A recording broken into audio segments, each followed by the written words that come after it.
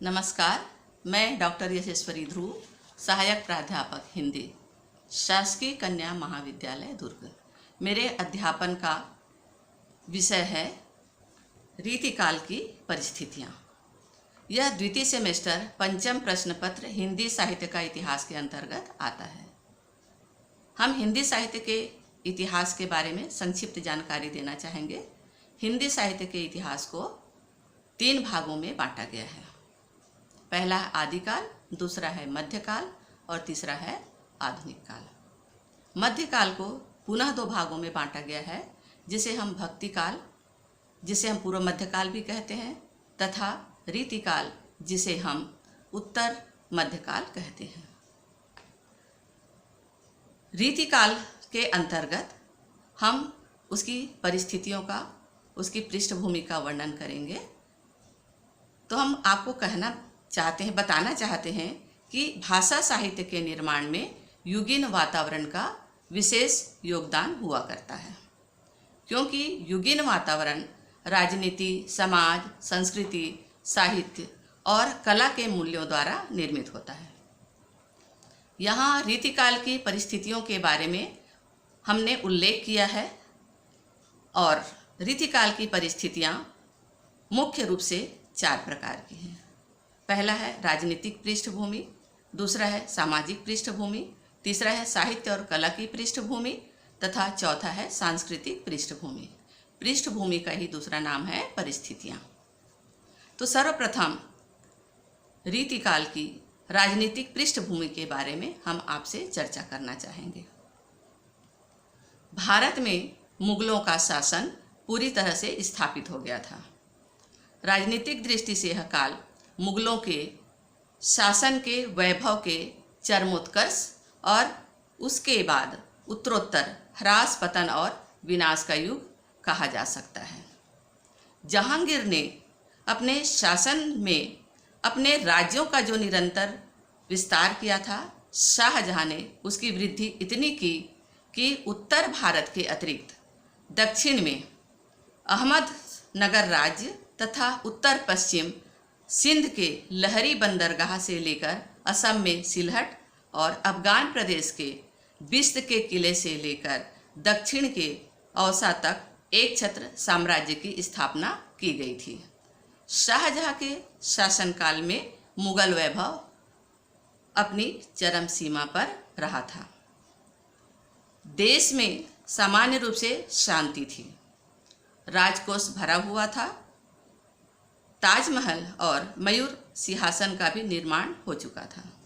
पर इसके पश्चात शाहजहां के रुग्ण होने और उसकी मृत्यु की अफवाह फैलने लगी, जिसके कारण 1658 में उसके पुत्रों में सत्ता के लिए संघर्ष प्रारंभ होते ही यह गौरवशाली साम्राज्य ह्रासोन्मुखी हो गया।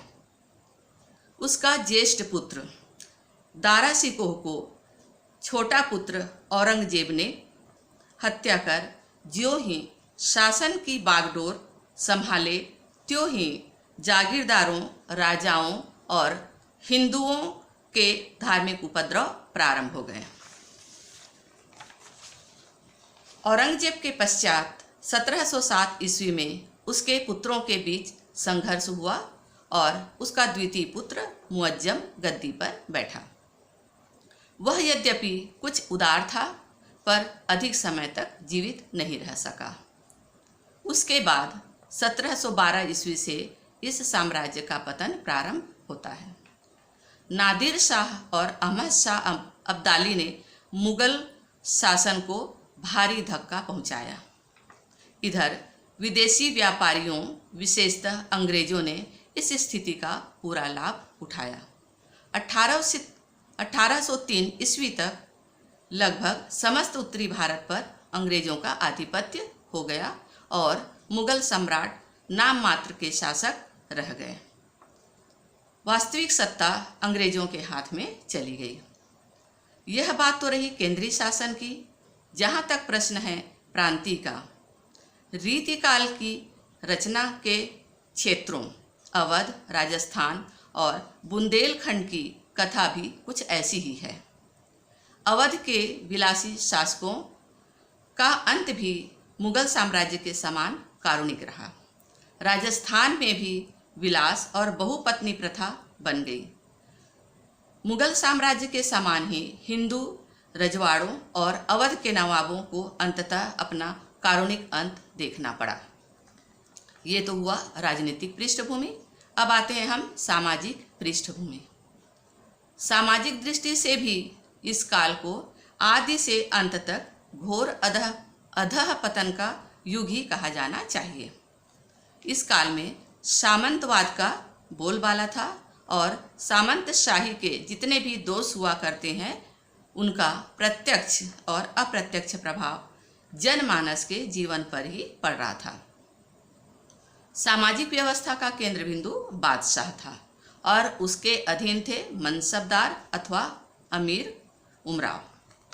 उनके बाद ओहदों के अनुसार कर्मचारी आते थे और सबका कर्तव्य कर्म अपने से ऊपर वालों को प्रसन्न करना था। नीचे वालों को ये मात्र संपत्ति समझते थे। शासक वर्ग श्रम किए बिना ही संपन्न थे। इस युग में गरीबों की आर्थिक स्थिति अत्यंत दयनीय थी। जनता कष्टों से घिरी थी। जनता अशिक्षित थी। जनसाधारण की शिक्षा, चिकित्सा, संपत्ति, रक्षा आदि का इस शासन काल में कोई प्रबंध नहीं था। ऐसी शोचनीय अवस्था में यदि लोग भाग्यवादी अथवा नैतिक मूल्यों से रहित थे तो कोई आश्चर्य की बात नहीं। सामंतों का जीवन सुर सुरा सुंदरी पर आधारित था। नारी को अपनी संपत्ति मानकर ही उसका उपभोग इनके जीवन का मूल मंत्र हो गया था। किसी की कन्या का अपहरण अभिजात्य वर्ग के लोगों के लिए साधारण बात थी। बाल विवाह, दहेज प्रथा, सती प्रथा, बहुविवाह का प्रचलन था। नारियों की स्थिति अत्यंत दयनीय थी। बेगमों और रक्षिताओं की अगणित संख्या के होते हुए भी ये अभिजात्य वर्ग वेश्याओं के यहाँ पड़े रहते थे। उनके इशारों पर लोगों के भाग्य का निर्माण हो जाया करता था। तो ये हुआ सामाजिक पृष्ठभूमि। अब आते हैं साहित्य एवं कला की स्थिति।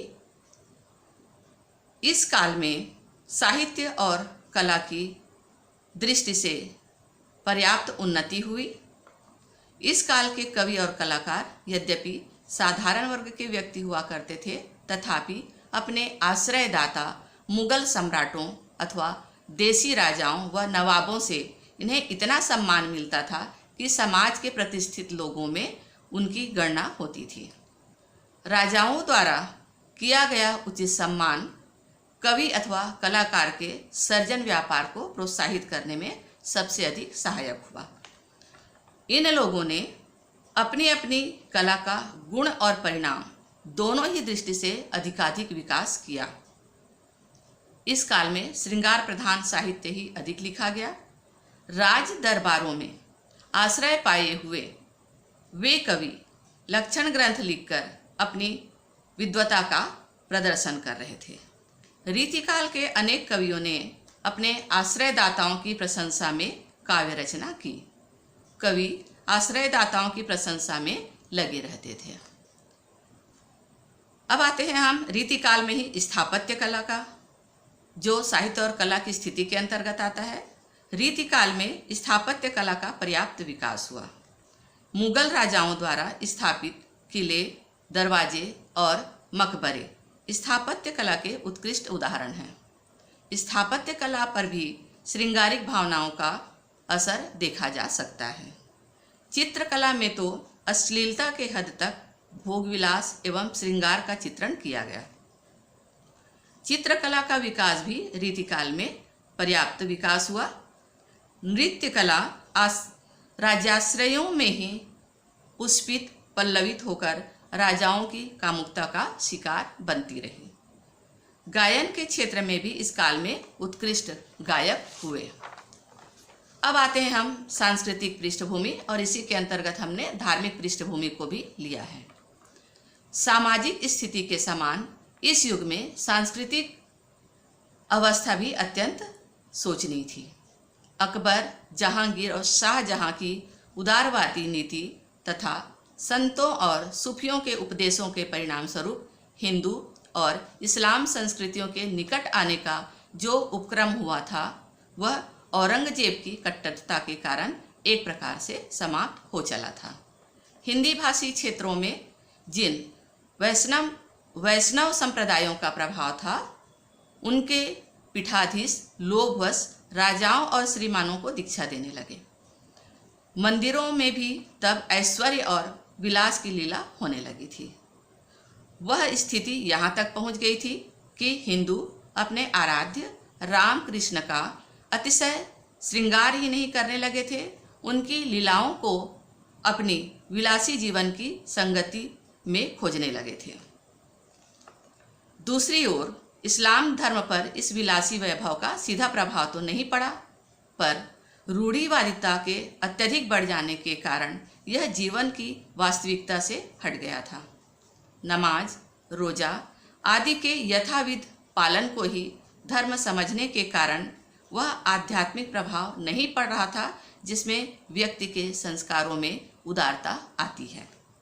इस प्रकार हिंदू और मुसलमान दोनों ही धर्म के मूलभूत सिद्धांतों से भटक गए थे, केवल बाह्य आचरण ही धर्म पालन रह गया था।